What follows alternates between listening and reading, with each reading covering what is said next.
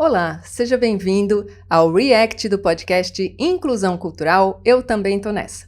Passamos por 5 lives, diversos profissionais foram entrevistados, muitos assuntos relevantes acerca de acessibilidade e inclusão cultural.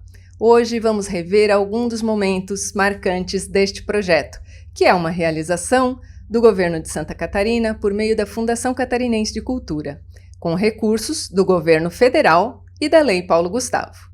Eu sou Ana Clara Marques, a produtora deste projeto.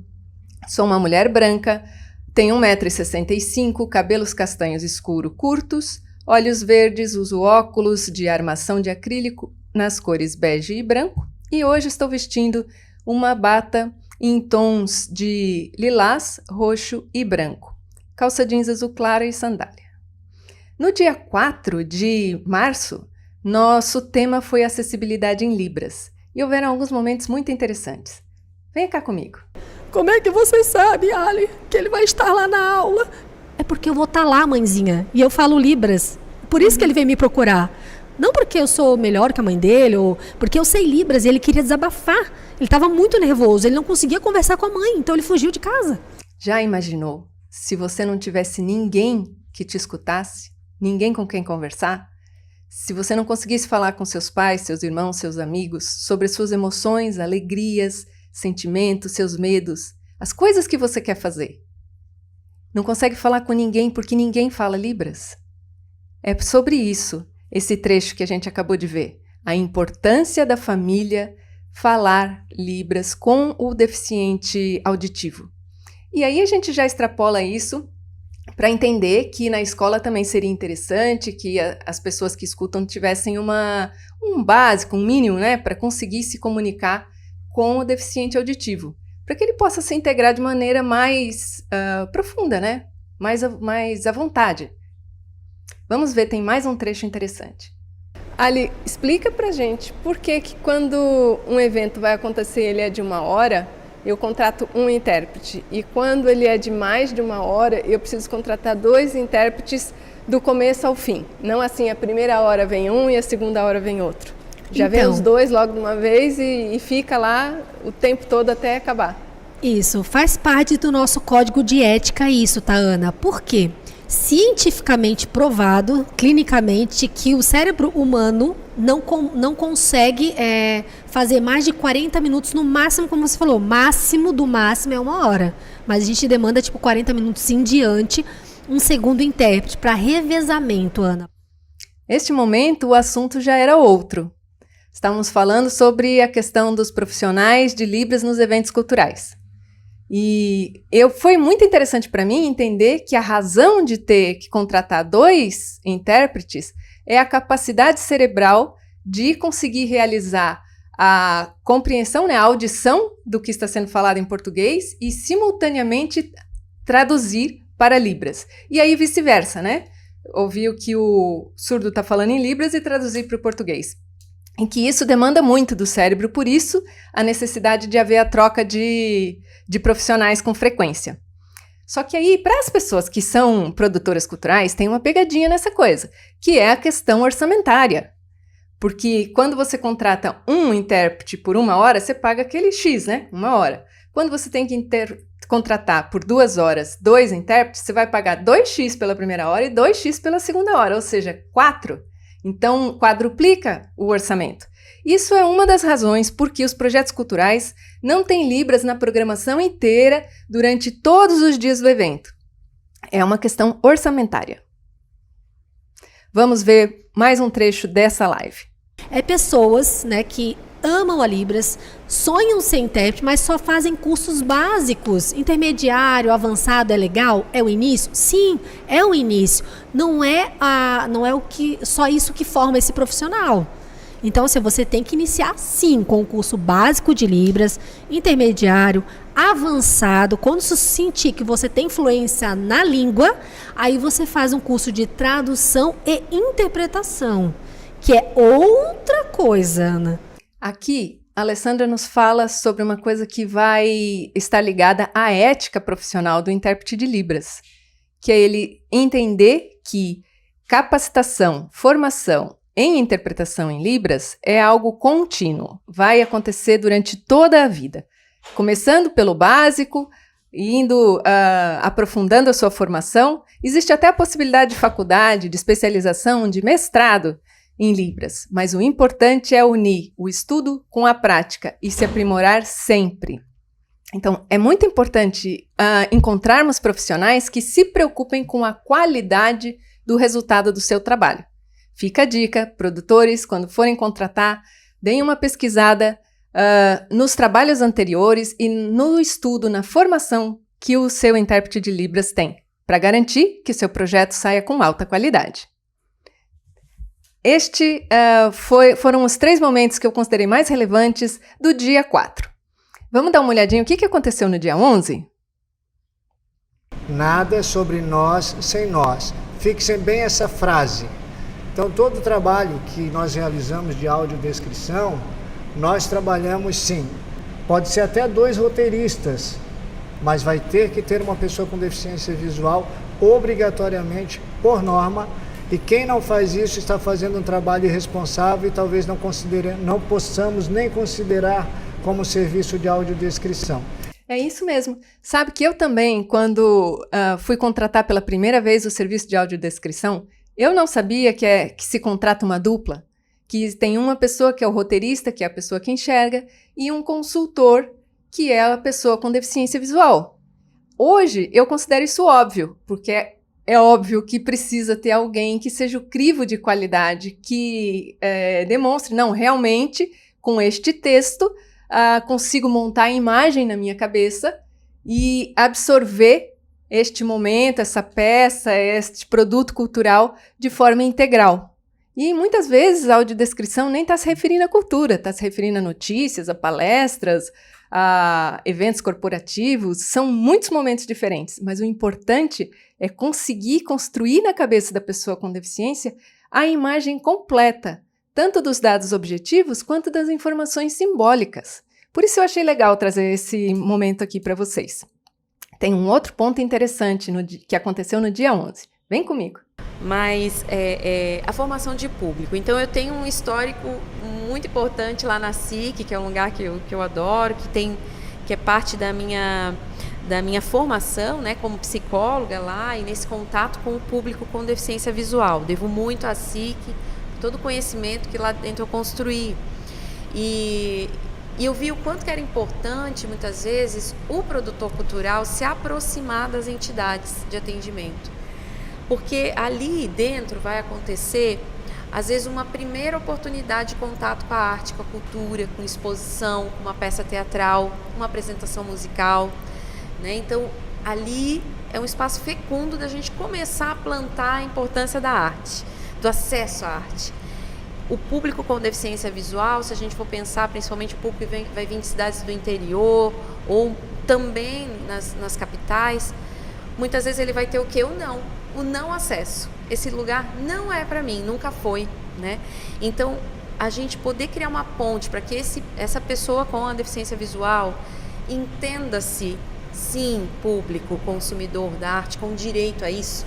Gente, eu acho essa sacada maravilhosa que a Carla de Azevedo, que é narradora e roteirista de audiodescrição, que ela trouxe nesse trecho. Como ela também é psicóloga e trabalhou durante muito tempo numa instituição, numa entidade de apoio à pessoa com deficiência, ela tem propriedade para falar isso. Da importância da gente, ao fazer um projeto cultural, uma ação, buscar as entidades. Eu passo por isso todos os dias. A busca de conexão com entidades para que eles tanto possam receber dentro da entidade a ação cultural, quanto que eles agendem e criem as condições, a logística toda de transporte, de horários, de que os beneficiários daquela entidade, seja uma entidade de pessoas com deficiência auditiva ou qualquer outro tipo de deficiência, que eles estejam todos ali na entidade para pegar a van, o transporte e vir até o evento cultural. Porque a questão da formação de público, ela é um problema muito sério. Existe o fato de que os projetos têm que dar acessibilidade para que o público venha, Mas mesmo a gente fazendo acessibilidade, é necessário que esse público realmente venha. Então, a conexão com as entidades é importante, a conexão com, por exemplo, Secretaria de Educação ou outros órgãos públicos para viabilizar que essas pessoas cheguem até a arte. E ela mostrou uma coisa muito importante. Às vezes, em cidades do interior, as pessoas estão acostumadas com o não. O não a não ser acessível, você não pertence a esse espaço, o que você está fazendo aqui se você não enxerga, não escuta, isso não é para você. E o podcast de Inclusão Cultural, eu também estou nessa, veio aqui justamente para expor essas coisas e te convidar a entrar no movimento para quebrar isso. Estou em busca do sim. Sim, você pertence. Você está incluído. Venha para a arte. Nós vamos fazer acessibilidade juntos. Demanda existe, Ana Clara. Para todos os lugares que tu olhares, existe imagem. Existindo imagem, existe possibilidade de audiodescrição. Assisti a uma live e uma colega, ela fez parte do curso de gastronomia para fazer audiodescrição dos bolos decorativos. Então, veja bem o quão isso é interessante. Por que que você que enxerga tem acesso a um bolo decorado e eu não posso ter? As mídias sociais, né? As redes sociais de empresas, quantas pessoas, quantos consumidores nós temos com deficiência visual? E aí, não só deficiência visual, todo esse público abarcado pela audiodescrição que a Carla trouxe lá no início. Viu como a acessibilidade se constrói em conjunto? A demanda existe. Repara um pouquinho como o nosso mundo é todo visual. A todo momento a gente tem algo para ver, uma imagem, um vídeo, paisagens, cenas, o nosso trabalho cotidiano com as pessoas, sempre a gente está vendo as coisas. E se nós estamos vendo as coisas, existe trabalho para o audiodescritor para traduzir essas imagens em texto, em áudio, para que a pessoa com deficiência visual possa também participar de todos esses ambientes, possa ser incluído. Então, a inclusão, ela inclui não só a pessoa com deficiência visual, inclui a gente que enxerga também como oportunidade de trabalho, oportunidade como roteirista, oportunidade como narrador e oportunidade para a pessoa com deficiência visual como consultor em diversos segmentos da audiodescrição. Eu achei muito legal essa sacada dos bolos decorados, eu nunca tinha pensado nisso. Fotografia, filmes, cinema, é uma imensidão, gente, é uma imensidão. E no mundo corporativo, então, tem muita coisa a ser audiodescrita. É uma grande oportunidade, tanto para as pessoas com deficiência visual, quanto para as pessoas que enxergam. Se você gostou dessa ideia, pesquise um pouquinho e entre nessa, é uma boa. Agora, vamos dar uma olhadinha no que aconteceu no dia 18. Foi surpreendente. O nível de apoio depende de cada pessoa, não é porque é síndrome de Down ou tem alguma deficiência intelectual. Vai depender do desenvolvimento e da qualificação dessa pessoa quando chega na empresa. Muitas vezes a gente tem que capacitar dentro da empresa aquela função que está sendo ofertada, né, aquela vaga, nós vamos até dentro da empresa, fazemos o primeiro treinamento, os profissionais do Capacite fazem em loco esse treinamento, as orientações, e depois a própria empresa vai assumindo e vai verificando qual é o nível de apoio que esse profissional, que daí já é profissional, né, nosso aluno, mas lá dentro da empresa já é um profissional, que nível de apoio ele necessita. Muito interessante esse trabalho da Capacite, né? Ah, eu esqueci, na live do dia 11, tenho que agradecer a audiodescritora Carla Azevedo e o consultor, também audiodescritor, José Carlos Rodrigues. Eles ensinaram muito pra gente naquele dia. Vamos voltar aqui para a live do dia 18. Quem está falando é Carlise Dias, coordenadora da Capacite, que é um programa de inclusão das pessoas com deficiências cognitivas atendidas pela APAE. ao mercado de trabalho. O trabalho deles é incrível, gente. Vocês perceberam? Eles fazem todas as aulas de preparação lá dentro da APAE, ajudam a fazer currículo, ajudam a passar por entrevista de emprego, vão na entrevista junto, fazem o meio de campo com a empresa para a empresa entender o que precisa ser feito de adaptação, de acessibilidade dentro da empresa para receber a pessoa com deficiência. Fazem o treinamento na função que a pessoa precisa exercer na empresa e depois ainda fazem um acompanhamento ao longo do tempo. Eu achei incrível esse programa. Se você conhecer alguém que tenha deficiência cognitiva ou que tenha múltiplas deficiências, né, tipo surdo com algum grau de déficit auditivo, de déficit cognitivo, algum autista que também tem que ter assim dupla deficiência para poder ser atendido pela PAI. Manda lá, porque vale a pena este apoio para a inserção no mercado de trabalho. Eu achei muito legal. Tem outro assunto interessante nessa live do dia 18, vamos ver? Eu venho conhecer a nossa comunidade da escola para mostrar a habilidade dos alunos. Ele faz com amor, com carinho. É o processo ali. É uma relíquia aquilo ali. É o nosso suor dos alunos ali. Eu, Cíntia Nogueira de Paula, estou representando a turma do nosso jeito, do nosso carinho, nosso esforço, sabe? É fantástico trabalhar no Capacite. É mostração para mostrar a habilidade da gente. É isso, gente. Vem conhecer a nossa comunidade na APAE. Cíntia Nogueira de Paula. Olha o carinho, o amor, a emoção com que ela fala sobre as ações, o trabalho que ela tem na APAE dentro do Capacite. Então, ouvindo a Cíntia, fica óbvio que a gente, enquanto sociedade, ganha muito ao proporcionar o desenvolvimento integral, a expressão do ser das pessoas com síndrome de Down, a sua expressão artística, a sua expressão intelectual, emocional, a sua sociabilização. Veja o quanto ela se sente realizada por estar integrada nesse processo. Então, realmente vale a pena. Eu me emocionei com ela. E você? Tem um outro trecho do mesmo dia 18, que também é bastante interessante. Acompanha comigo. Eu gosto de artes. Por exemplo, artesanatos, dança gaúchas. Dança gaúcha? Sou. Do sangue. E outras danças você sabe? Tem danças típicas, faço teatros, que a Calícia falou ali antes. E eu gosto de forrozinho, eu gosto de vários tipos de coisa, etc, e muitas coisas.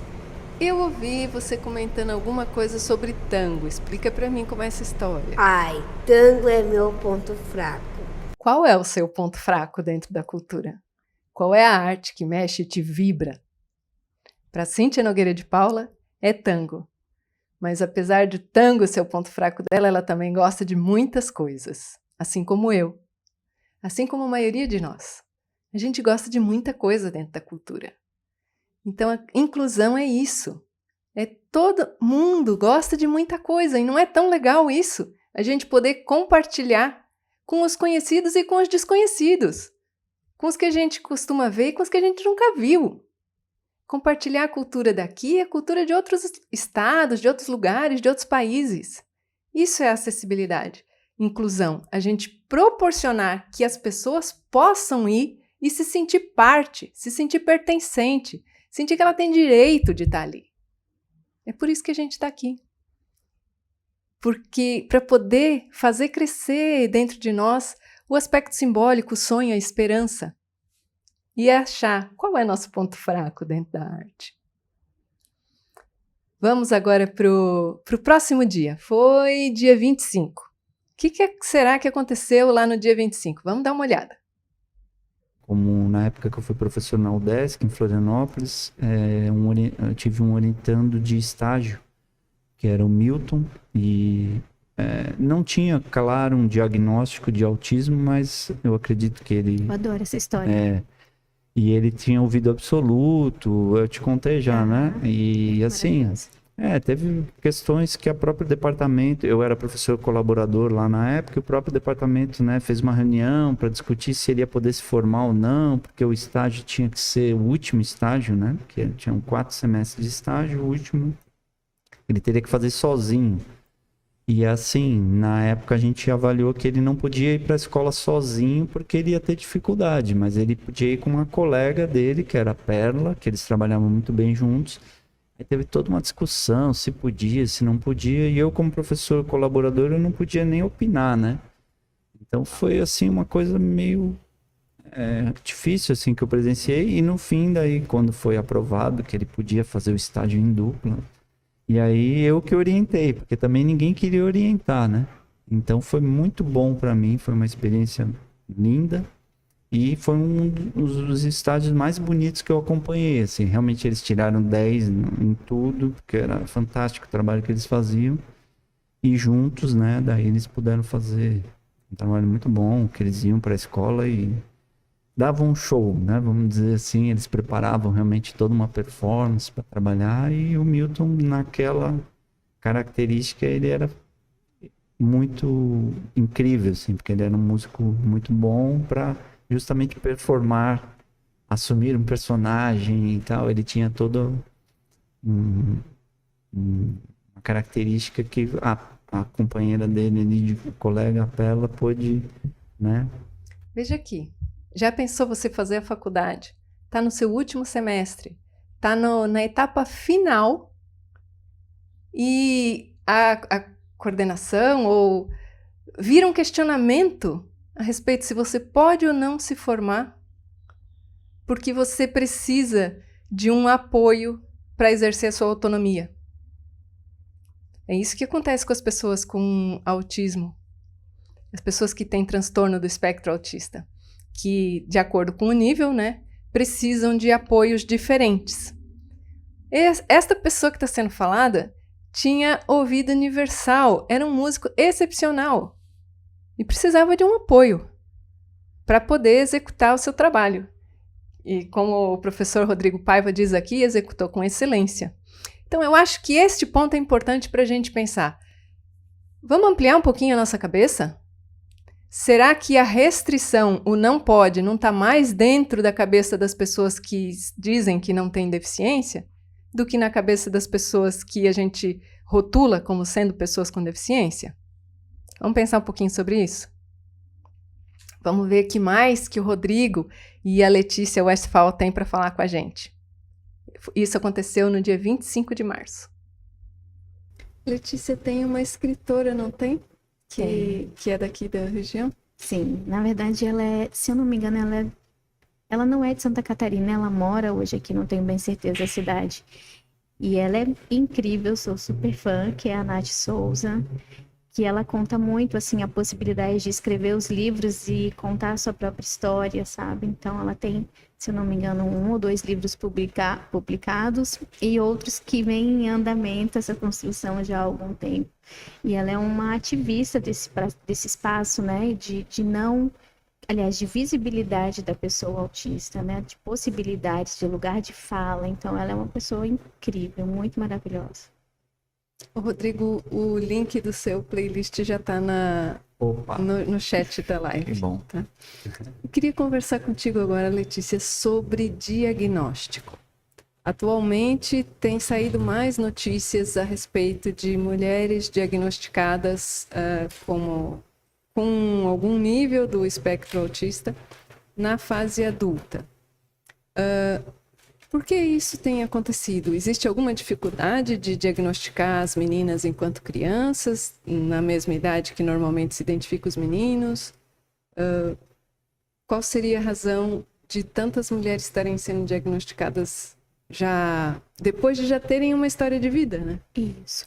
É porque são características diferentes, né?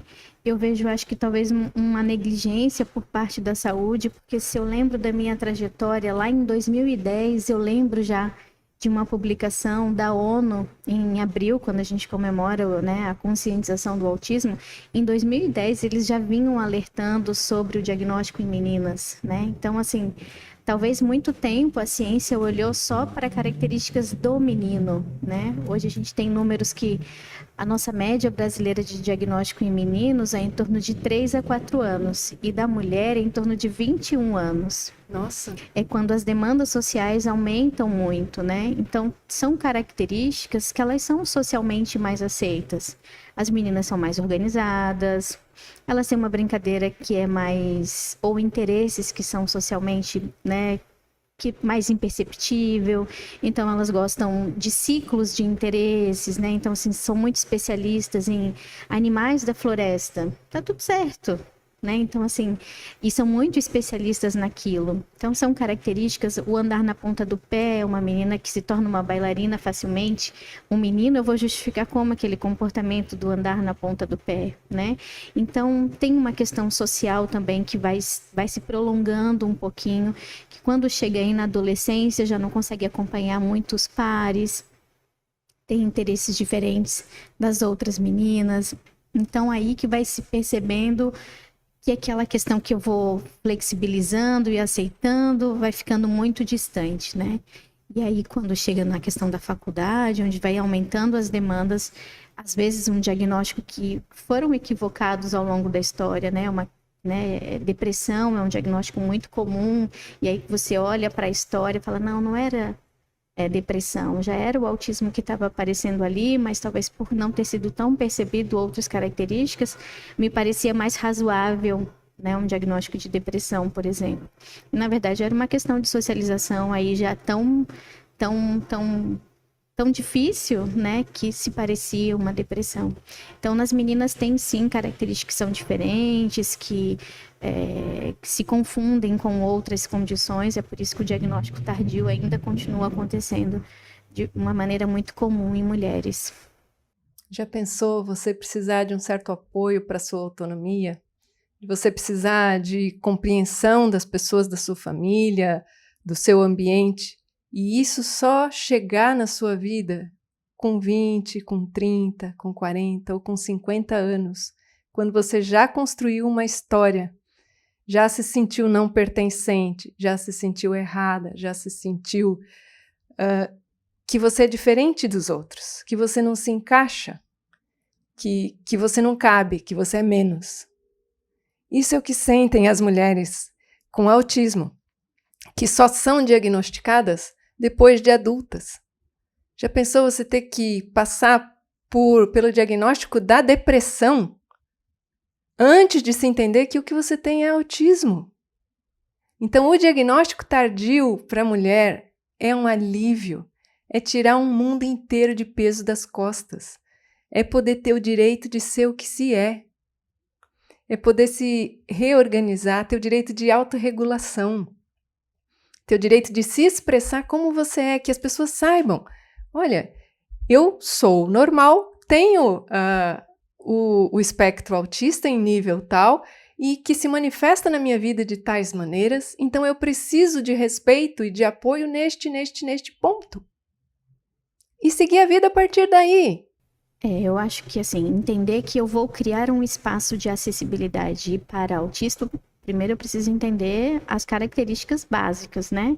Então, estou falando de questões de sensibilidade visual, auditiva, de repente tátil, percepção do ambiente, frio, quente, as próprias questões de comportamento, né? E avisá-los, olha, é um espetáculo, uma apresentação que tem acessibilidade. E aí, quando a gente pensa, né, a gente avisa que tem essa possibilidade para a pessoa se sentir tranquila, que ela vai frequentar aquele espaço, que ela vai ser bem-vinda, porque eu acho que às vezes a dificuldade é essa, se sentir bem-vindo no espaço, é pensar que, de repente, eu precise avisar que em algum momento vai ter um volume mais alto, uma iluminação diferente. Eu acho que é prever. A ideia, talvez como uma audiodescrição antecipada do que vai acontecer, ter essa possibilidade dele saber o que vai acontecer e que seja uma decisão dele. Aqui eu puxei a sardinha para minha brasa. Como sou produtora cultural, eu fiz a pergunta para Letícia Westphal que é coordenadora pedagógica da AMA, o que fazer para planejar um projeto cultural acessível. O que a gente tem que fazer para que seja, de fato, verdadeiramente acessível? E essa foi a resposta dela. A gente tem que conhecer qual é a necessidade do autista. E outras coisinhas que ela falou, como criar um ambiente, uma sala, um espaço de autorregulação sensorial, onde seja controlado o nível de som, de iluminação, onde a pessoa possa sentar, andar, fazer o que ela quiser, que seja respeitada essa possibilidade de, durante a apresentação, a pessoa autista levantar, se deslocar, fazer o que ela precisa fazer para ela se regular. Mas, mais que tudo, contribuir para que ela não se desregule. E isso se faz comunicando com antecedência. Neste evento vai acontecer tal e tal coisa. E não no sentido de que a gente vai deixar de fazer. Se a peça tem um som alto, tem. Se tem música, tem. Mas só que o autista saiba o que tem. E aí ele escolhe se ele quer vir ou não. E que coisa mais linda ela dizer da pessoa autista se sentir bem-vindo. Como produtora cultural, o que eu mais quero na vida é que o público se sinta bem-vindo para os projetos que eu realizo. Todos são bem-vindos. E é por isso que eu planejo as ações de acessibilidade. E é por isso que a gente está aqui conversando para que outras pessoas também planejem as suas ações nos seus projetos. E assim a gente acabou a live do dia 25, com Rodrigo Paiva e Letícia Westphal. Mas depois ainda teve do dia 8 de abril. Como construir e executar projetos culturais 100% inclusivos. Vamos dar uma olhada aqui o que aconteceu lá? Quando você descobriu existe uma exposição para ser vista com as mãos, qual foi seu sentimento? De animação, de felicidade. É um sentimento de que eu ainda posso ser útil nesse projeto, né? Então, foi também uma conquista e uma vitória muito grande na minha parte, não só como deficiente visual, mas assim como outras pessoas que também têm a deficiência visual. Mas para mim foi ótimo, foi espetacular.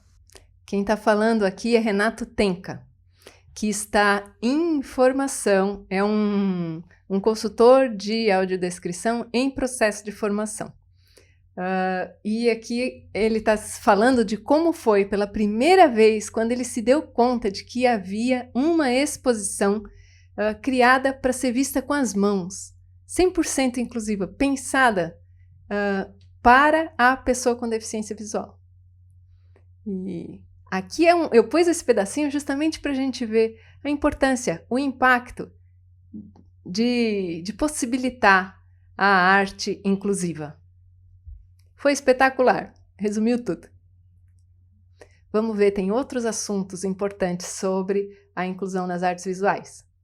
Vamos ver com a Karen Buba, a criadora deste projeto. Começou fazendo pesquisa bibliográfica, né, buscando referências, buscando fontes de trabalhos dentro dessa temática, dessa área, e a partir daí eu comecei a adquirir materiais e comecei a criar protótipos, né, com base naquilo que eu havia aprendido durante o meu processo de pesquisa, de investigação.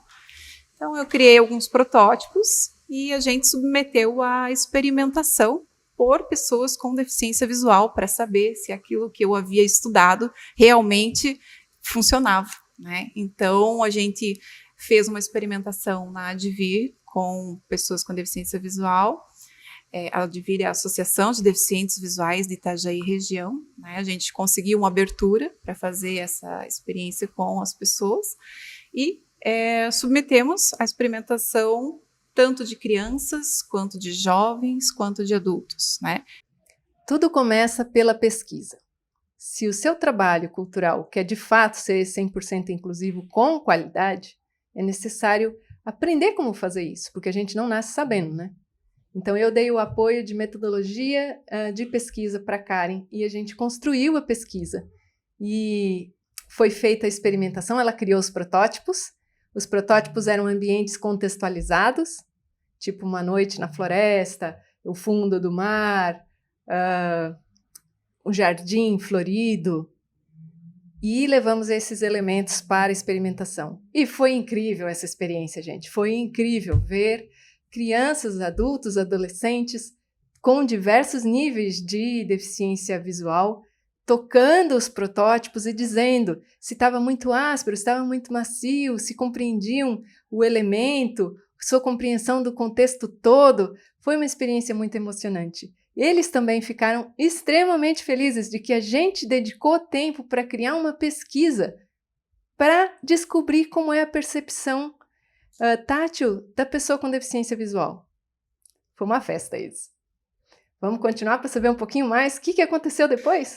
Mas, na verdade, eu pensei em algo que pudesse mexer com a imaginação das pessoas, né? Que tivesse um contexto, que tivesse uma história por trás de cada uma das obras ali representadas.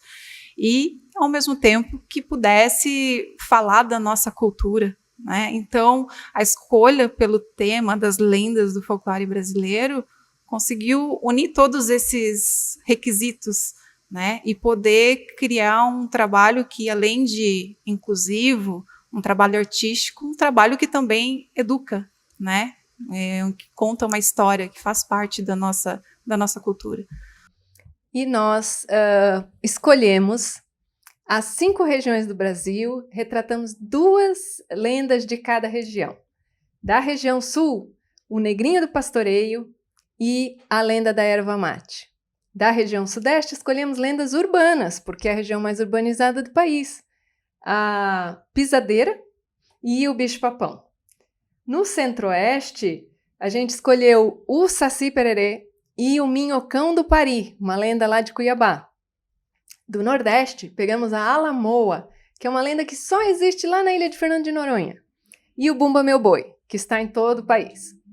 E da região norte, pegamos o Uirapuru e o Curupira. E assim conseguimos trazer um tema educativo, um tema simbólico, trabalhar o imaginário e conectar, integrar todo o país. Foi este o nosso pensamento ao escolher a temática. A Karen acertou muito na precisão com que ela fez as obras que retratam estas lendas. Vamos ver o que mais ela fez. Na verdade, a audiodescrição, ela complementa, né, a questão da acessibilidade das obras, porque uma coisa é você tocar um quadro, identificar alguns elementos, mas você entender o que está ali representado na íntegra exige um complemento, né? Então, inicialmente, a gente começou com o texto escrito, o texto em braille, né? Porém, às vezes nem todas as pessoas conseguem ler perfeitamente o braille. E aí, num segundo momento, que entrou o Renato com o trabalho dele, né, de nos assessorar. A ideia dessa exposição Arte para Cego Ver foi criar artes visuais acessíveis para a pessoa com deficiência visual. Então, a primeira etapa de pesquisa, a gente criou as obras em si e fizemos uma exposição com o texto em braille, um contexto contando a história da lenda, e também em tamanho aumentado para pessoas com baixa visão. E nós mesmos íamos narrando, íamos lendo para as pessoas que estavam visitando a exposição a história e comentando sobre os quadros. Mas isso foi um pocket, né? Uma coisa pequenininha. Depois, no ano de 2023, a gente quis expandir, circular, dar mais acesso. Aí já não dava para ser assim. Aí, então, o Renato nos auxiliou na primeira versão de audiodescrição, que descreve, que contextualiza a história da lenda e descreve os elementos básicos que estão representados no quadro. E dessa forma a gente circulou por 10 espaços. E aí a gente descobriu que essa exposição, que a gente pensava que era para as pessoas com deficiência visual, ela é para pessoas com todo tipo de deficiência, ela atinge, faz vibrar o coração de pessoas com deficiência auditiva, visual, com TEA, com TDAH, com diversos tipos de deficiência cognitiva, síndromes e etc. E também percebemos o impacto imenso que essa exposição tem nas pessoas sem deficiência. Porque aí as ações de acessibilidade foram fazer uma apresentação, conforme a Letícia tinha dito, né, contar o que vai acontecer. Uma apresentação, um convite para que eles visitem a exposição e mais ou menos o que vai acontecer lá. Vendar as pessoas, segurá-las pela mão, levar elas, sem que elas enxerguem, até o quadro, colocar a mão delas no quadro para que elas comecem a tocar. Enquanto elas estão vendadas, colocar um fone de ouvido e ligar a audiodescrição daquela tela e que ela passe aquela experiência, 3 minutos ali, imersa naquele quadro. E depois tirar a venda e olhar e se surpreender com o que ela estava percebendo com as mãos e o que ela está vendo. E comparar, né? Se a imaginação dela, se o tato dela corresponde ao que ela imaginava e o que a audiodescrição diz. E aí olhar toda a exposição e ainda ir para uma conversa na qual as pessoas se apropriam dos seus próprios conceitos, do seu entendimento novo sobre a necessidade de acessibilidade, sobre a necessidade de respeito para a pessoa com deficiência, não apenas visual, deficiências múltiplas. Então, essa experiência acabou sendo uma inclusão da pessoa sem deficiência no mundo da pessoa com deficiência visual. E atendeu todas as deficiências. A gente alcançou 4.555 pessoas. Foi um grande impacto de ação de acessibilidade. E nós temos muito mais coisa para falar sobre esse projeto. Vocês podem mandar perguntas, detalhes, como é que foi feito, como é que não foi, artistas de outras linhas ou que tenham curiosidade a respeito, como criar, como diferenciar. Mandem perguntas para a gente, porque a gente tem interesse em compartilhar tudo que foi construído. E aqui a gente encerra esse React do podcast Inclusão Cultural Eu Também Tô Nessa, que é um projeto que acontece com recursos do governo federal e da Lei Paulo Gustavo, através do edital Lei Paulo Gustavo Santa Catarina de mais áreas. Por isso que se diz a realização é do governo de Santa Catarina por meio da Fundação Catarinense de Cultura. A criação e produção é a ACM Produções. Agradeço a todos que participaram. Eu sou Ana Clara Marques, na técnica Nilson e Fran, nas Libras, Alessandra Vitorino e sua equipe, demais convidados. Muito obrigada.